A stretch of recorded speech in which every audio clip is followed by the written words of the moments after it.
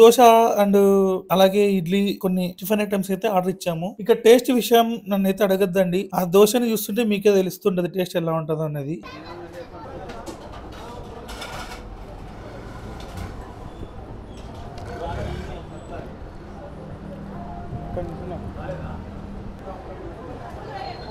దొరికిన తినాలి రా అంతే.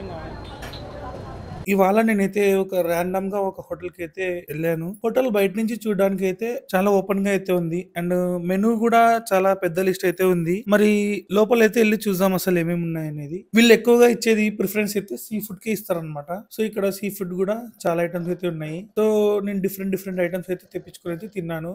బట్ మన సైడ్ లో లాగా వీళ్ళైతే టేస్టీగా అయితే నాకేం అనిపించలేదు. కొంచెం అంతా సప్పగానే ఉందన్నమాట. ఇక్కడ మనము ఈ గోవా సైడ్ లో టేస్ట్ అనేది ఎక్స్పెక్ట్ చేయడం దండగానే అని నేనైతే చెప్తాను. ఏదో డిఫరెంట్ ఐటమ్ ఏదైనా తినాలి అని మనం అనుకుంటాం కానీ అక్కడ అంత సీన్ అయితే అస్సలకే ఉండదు. సో జస్ట్ తినాలంతే, టేస్ట్ అయితే ఎక్స్పెక్ట్ అయితే చేయొద్దండి.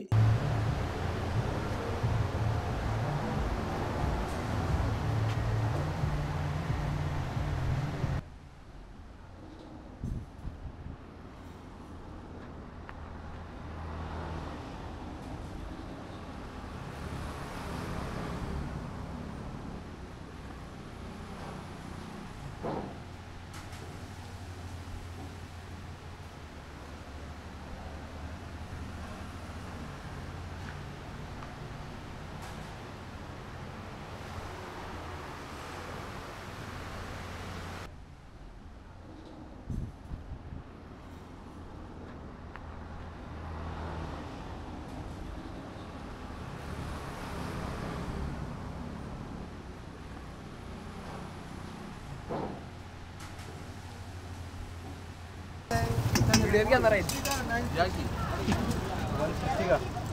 ये पकड़ो वीडियो में आना चाहिए भाई।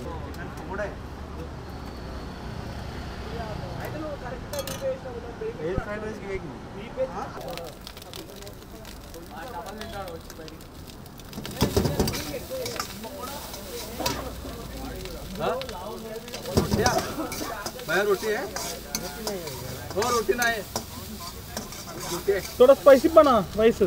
ఇక నైట్ వచ్చి సింపుల్ గా ఏదన్నా స్ట్రీట్ ఫుడ్ తిందాం అనేసి అయితే అలా మేము స్ట్రీట్ లో అయితే నడుచుకుంటూ అయితే వెళ్ళాము. మనకి ఇక్కడ స్ట్రీట్ లో నడుచుకుంటూ వెళ్ళేటప్పుడు ఎక్కువగా అనిపించేది ఏదన్నా ఉందంటే అది మ్యాగీనే. చాలా స్టాల్స్ అయితే ఉన్నాయి ఇక్కడ. మ్యాగీ అయితే చెప్పామన్నమాట. అలాగే ఎగ్ రైస్ కూడా కొంచెం స్పైసీగా అయితే చేయమని అయితే చెప్పాను. ఓకే బాగుంది.